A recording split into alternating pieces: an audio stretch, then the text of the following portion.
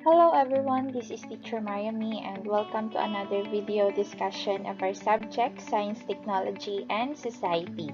Without further ado, let's get started.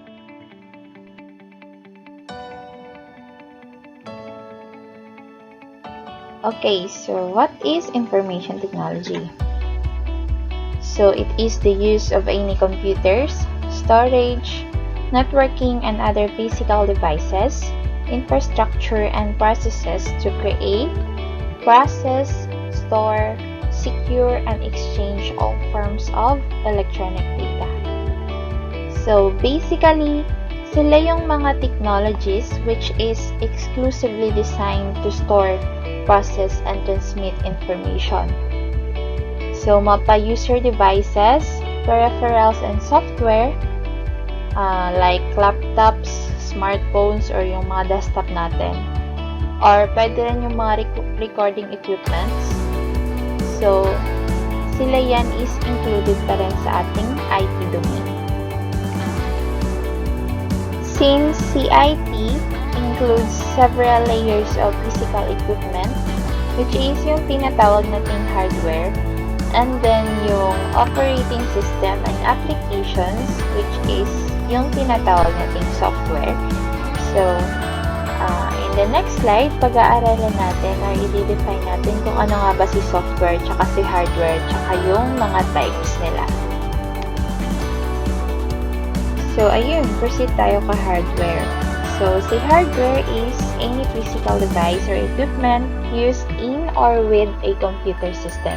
So, yung tatandaan lang natin is anything that we can see and touch is yun yung tinatawag nating hardware. So, examples nito is yung ating system unit, yung speakers natin, yung monitor, yung AVR, yung mouse, yung keyboard, yung memory, yung mga motherboard, lahat ng nakikita natin at nahahawakan is yun yung ating hardware. Lahat ng physical equipments, yun yung tinatawag nating hardware. So, si hardware, meron siyang dalawang types. So, number one is meron tayo ditong internal hardware. So, si internal hardware is yan yung device which is located inside our computer. So, yan yung mga chips, which is yung mga memory natin, yung motherboard, yung CPU.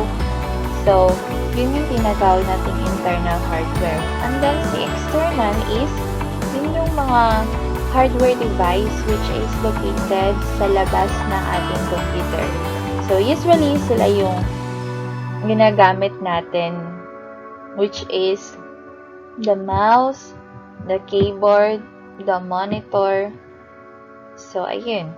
So, in the next slide, we will have further examples ng internal and external hardware.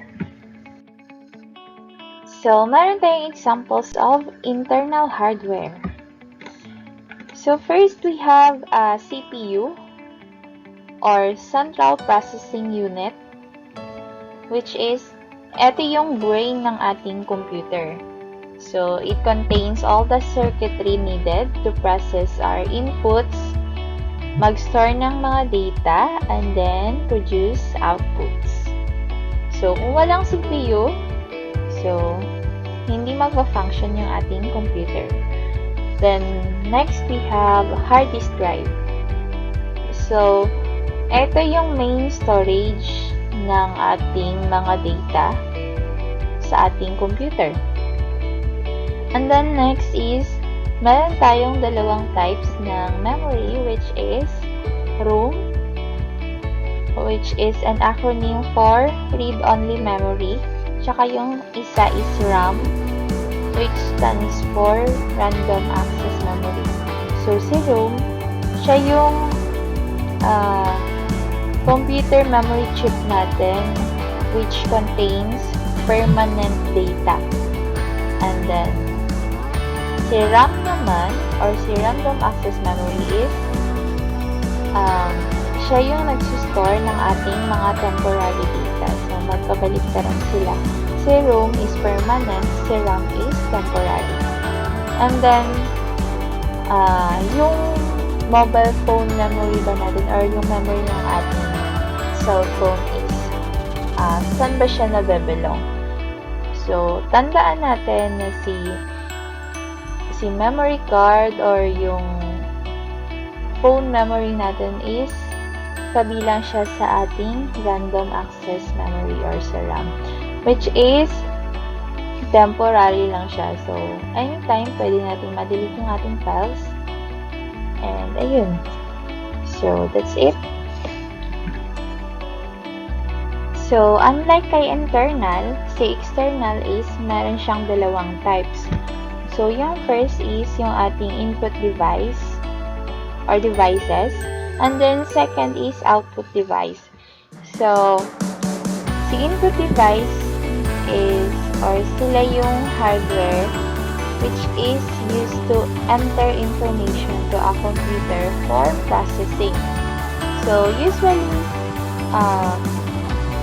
common example nito is yung ating keyboard, yung mouse natin kasi through typing or through clicking, so yun or dun pinaprocess yung ating information or yun yung paraan in order to connect to our computer.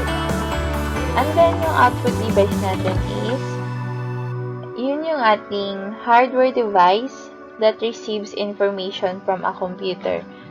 So, yung pinaka-example niyan is yung ating printer, yung mga speakers natin. So, lahat ng nagpo-produce ng output na galing sa ating computer is yun yung tinatawag nating output device. So, sa next slide, we will have more examples of input and output device. So, ito yung mga examples ng ating input device. So, first in the list is yung ating keyboard.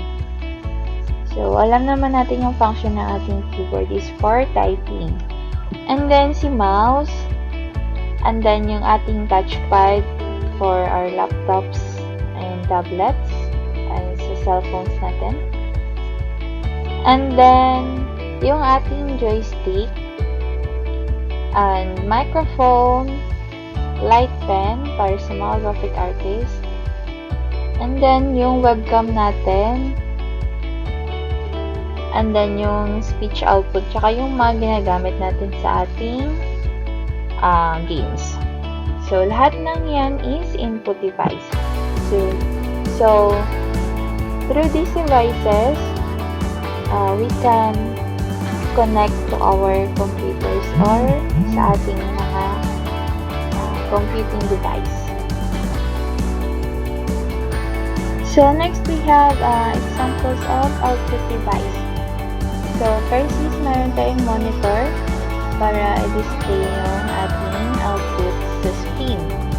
And then, yung printer natin para mag-produce ng ating mga outputs na ginawa through Microsoft Word, Excel, and lahat ng applications. And then, yung ating scanner. Alam naman natin kung ano yung function ng ating scanner. Yung speaker natin for music. And then, yung display screen for our tablet or Android phones. And then, yung ating projector. So, projector is also an output device. And then, yung ating headphones or yung mga earphones natin.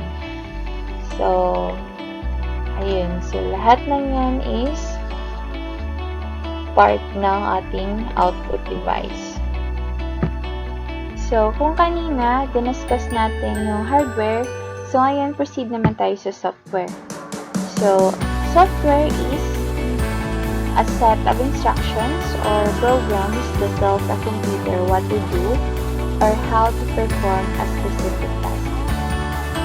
So, basically, si computer software is nagra-run siya through our hardware. So, kung wala tayong software, ibig sabihin, hindi rin natin mapapakinabangan yung ating hardware devices. So, meron tayong dalawang types ng software, which is yung ating system software at application software. So, i-discuss natin siya in the next slide. Okay, so meron tayong dalawang types ng software, which is, number one, we have application software at yung isa is system software. So, si application software are computer program that provides users with tools to accomplish a specific task. So, yung pinaka-example nito is yung mga applications na naka-install sa ating desktop and then sa ating mga Android phones. So, yung tawag dyan is application software. And then, si system software, it is designed to run a computer's hardware and application software and make the computer system available for use. So, kumbaga si system software, siya yung namamagitan kay hardware tsaka kay application. So, kung walang system software, so hindi gagana yung ating application software tsaka yung ating hardware. So, in the next slide, we will have further examples of application and system software. Here are the following examples of application software. So, one of that is yung ating products ng Microsoft Office, which is MS Word, MS PowerPoint, MS Excel, MS Publisher. So, lahat yan sila is part siya ng application software natin. And then, yung mga applications for database management, yung internet browsers natin like Mozilla Firefox, Google Chrome, Internet Explorer, yung ating mga email programs or yung mga email applications natin like Yahoo, Gmail, and yung ating mga VLC, yung ating Skype, and then also applications for pronunciation, for translation like Google Translate, and yung mga applications also for desktop publishing, enterprise, and etc. Marami pang iba. So, lahat ng applications na dina-download natin via Google Play or ini-install natin sa ating desktop or laptops. So, lahat yun is tinatawag na application software. So, here are the examples of system software. So, alam naman natin na si system software is siya yung interface between hardware, application software, and our user. So, yung main function of our system software is to allocate system resources, mag-manage ng ating storage, to store and retrieve our files, and provide security.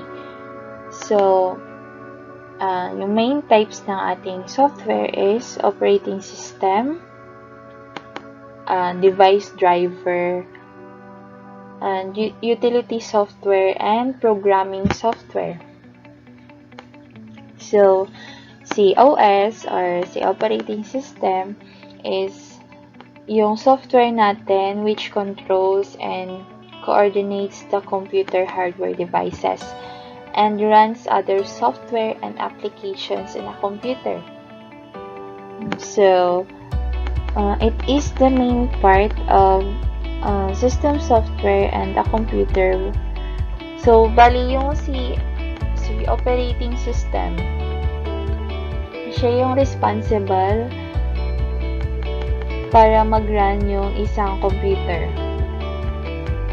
So, for example is, meron tayong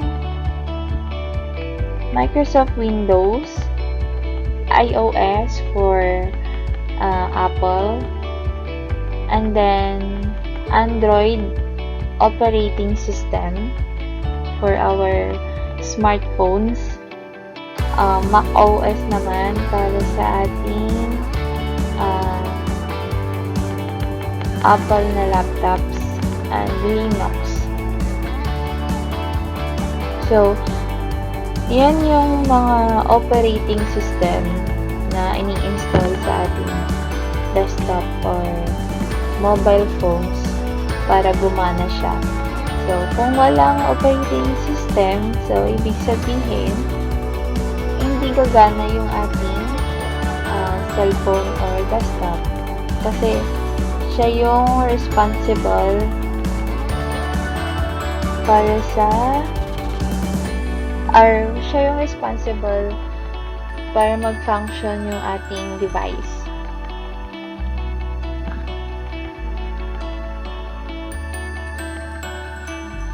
So, and next meron pa tayong device driver, which is a software program that is designed to control a particular hardware device that is attached to a computer.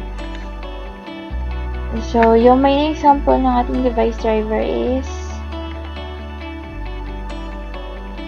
yung ating yung driver ng ating printers, kasi hindi gagana yung ating printer kung wala siyang driver.